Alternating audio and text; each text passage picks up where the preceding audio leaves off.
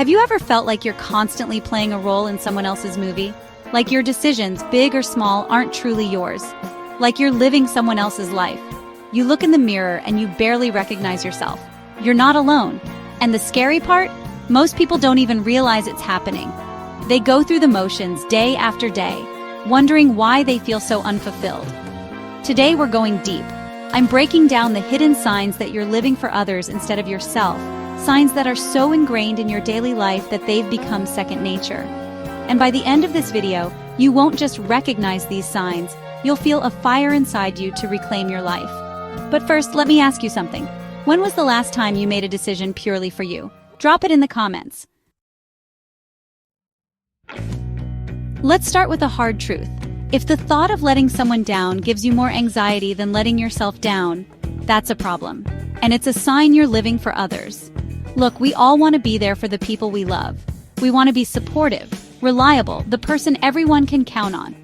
But when we're constantly making choices out of a fear of disappointing others, we end up abandoning ourselves, our dreams, our desires. This isn't about becoming selfish or self-centered. It's about recognizing that your worthiness, your inherent value, doesn't hinge on other people's approval. You are enough, just as you are. And when we live from that place of self-worth, that's when we can truly show up for others, not out of obligation or fear, but from a place of love and authenticity. Do you ever feel like you can't make a decision without running it by 5 different people? Like you need someone else's okay before moving forward? You second-guess yourself constantly. You overthink. You analyze every possible outcome, afraid of making the wrong choice. This need for constant validation, it stems from a lack of trust in ourselves and our own intuition. We've become so accustomed to looking outside ourselves for answers that we've forgotten the power of our own inner voice. Here's the thing. You are the expert of your own life. You know yourself better than anyone else. And while it's great to have people you trust to bounce ideas off of, ultimately, the decisions that shape your life need to come from you. Trust yourself. Chapter 3. Sign number 3. You're an expert at swallowing your truth. Have you ever swallowed your opinion just to keep the peace? Maybe you wanted something different, but you kept quiet because you didn't want to rock the boat. Or maybe you didn't want to seem difficult. We tell ourselves it's not a big deal, that our voice doesn't matter that much. But here's the thing about unexpressed truths. They fester. They build resentment. They create distance in our relationships.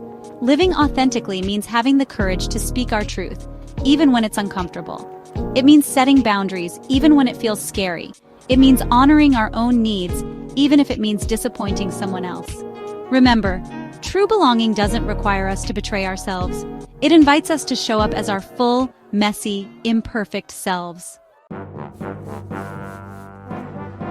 Chapter 4. Sign number 4. You're a world-class self-sacrificer. If everyone around you is thriving while you're running on empty, that's not selflessness, that's self-neglect. And it's a surefire sign you're living for others. Listen, putting ourselves last doesn't make us better people. It makes us burnt-out, resentful people. We think we're doing the right thing, being selfless, responsible, the good friend, partner, employee. But true generosity, true compassion, can only flow from a place of wholeness, not emptiness. So, how do we stop putting ourselves last? It starts with recognizing that our needs are just as important as everyone else's. It's about setting boundaries, saying no without guilt, and prioritizing our own well-being.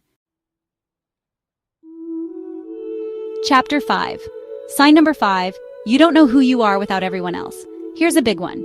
If you don't know who you are outside of being needed by others, that's a red flag. If you feel lost when you're not needed, if your sense of self feels shaky and uncertain, that's a sign you've been living for others for far too long. When our entire identity is wrapped up in taking care of everyone else, we lose touch with our own passions, desires, and dreams. We become a chameleon, constantly changing colors to fit in, to please, to be loved. But here's the thing. True fulfillment doesn't come from external validation. It comes from within. It comes from connecting with our own authentic selves, embracing our imperfections, and living a life that is true to who we are. So take some time to reconnect with yourself. What brings you joy? What are you passionate about? What makes you feel alive?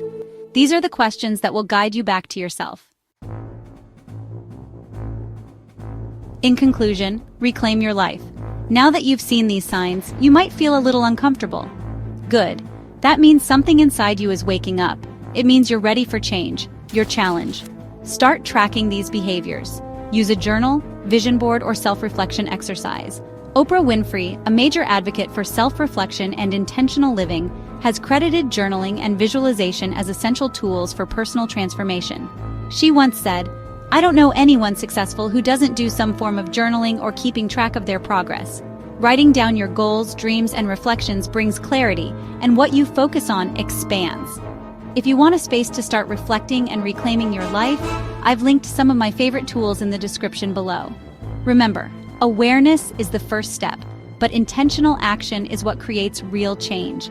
And before you go, let me know in the comments which sign hit you the hardest. Hit like, share this with someone who needs it, and remember, subscribe for the next video in this series, because reclaiming your life starts today.